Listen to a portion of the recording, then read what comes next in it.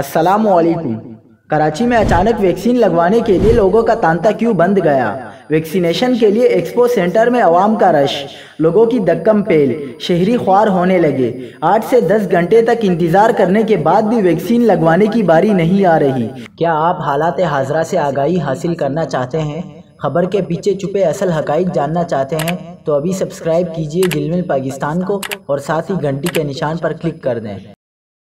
آپ کو بتاتے چلے کہ سندھ کورونا ٹاسک فورس کی جانب سے اعلان کیا گیا کہ 31 اگست تک ویکسین نہ لگوانے والے افراد کو تنخواہیں ادا نہیں کی جائیں گی، جس کے بعد عوام نے بڑی تعداد میں ویکسینیشن سینٹرز کا رخ کر لیا۔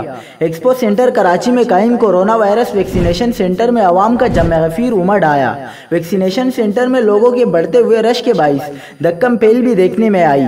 اس دوران ہال کا ایک شیشہ بھی ٹوٹ گیا، جبکہ سیکیورٹی پر مامور ایک شخص زخمی ہو گیا۔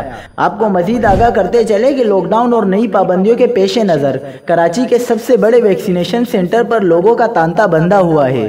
کراچی کے ایکسپو سینٹر پر 24 گھنٹے ویکسین لگوانے کی سہولت موجود ہے، جس کے باعث وہاں دن رات لمبی قطاروں میں لگ کر لوگ اپنی پہلی یا دوسری ڈوز لگوا رہے ہیں۔